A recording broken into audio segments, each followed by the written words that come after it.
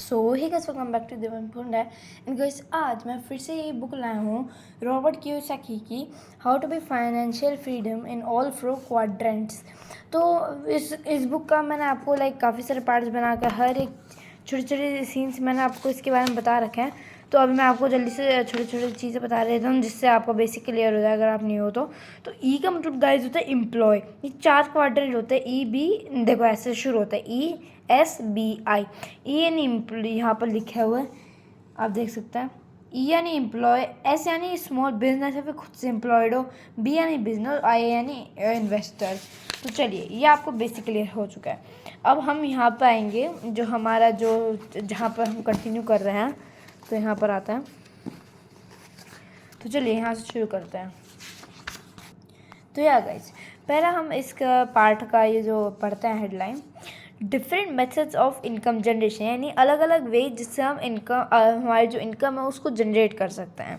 तो चलिए पैराग्राफ पढ़ते हैं। More than anything it's the internal differences of our core values, strengths, weakness and interest that affect which quadrant we decide to generate our income from. तो इसका guys मतलब ये है कि जो हमारा खुद का जो माइंडसेट है वो हमें बताता है कि हमें कौन से क्वाड्रेंट में अच्छा कौन से क्वाड्रेंट में हमें जाना होता है। कुछ लोगों का माइंडसेट अलग होता है, कुछ लोगों का माइंडसेट सही होता है। जैसे कुछ लोगों का माइंडसेट होता है कि भाई मेरे को कमाना नहीं है, मेरे पापा तो कमा मेरे को दे रहे हैं, मेरे को कुछ चाहिए ही नहीं। तो ये सब लोगों का माइंडसेट अलग होता है। तो फिर इधर एक एग्जाम्पल दे रखा है, देखिए। Some people love being employees while others hate it. कुछ लोगों को एम्प्लॉय करना बनना अच्छा होता है, लेकिन बनना मज़ेदार लगता है, पर कुछ लोगों को अच्छा नहीं लगता। Some people love owning companies but don't want to run them.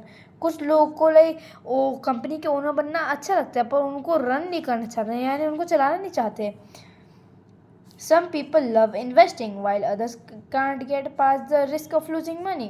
कुछ लोगों को इन्वेस्ट करना अच्छा लगता है, लेकिन कुछ कुछ लोगों को वो इन्वेस्ट गाइस एक ऐसी चीज़ होती है जिसमें आप एक कंपनी पर अपने पैसे डालो और वो उसमें प्रॉफिट कमाए, यानी उसके जो शेयर्स है वो बढ़ने लग जाए या फिर डाउन होने लग जाए।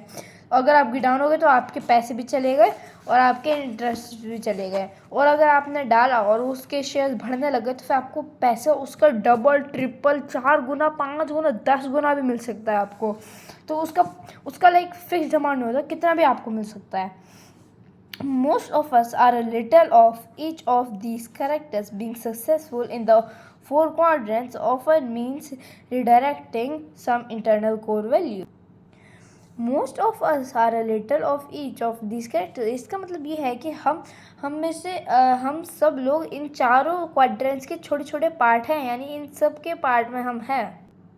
मीन्स जो भी 4 क्वाड्रेंट है इसमें हम पार्ट लेते हैं, इनमें से कुछ कुछ पार्ट हमारा भी है जो हम करते हैं। Being successful in the 4 quadrants often means redirecting some internal core values. अगर आप चारों क्वाड्रेंट में सक्सेसफुल बन गए तो फिर आप एक टाइप से रिडायरेक्ट कर रहे हो हमारे थोड़े बहुत इंटरनल कोर वैल्यूज से। तो बस आई थिंक आज की वीडियो के लिए इतने काफ़ी। Hope enjoyed and make sure to like and subscribe share and I will see in the next video. Till then take and bye bye, enjoy, see you next time.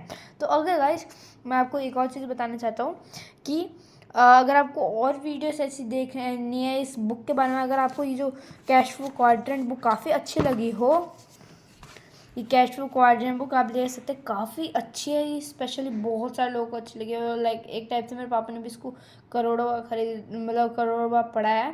तो फिर आप ले सकते हैं। रॉबर्ट कियोसाकी की है और काफ़ी अच्छी बुक है और इसमें आपको फाइनेंशियल फ्रीडम का गाइड दिया जाएगा। तो चलिए गाइस, बाय बाय।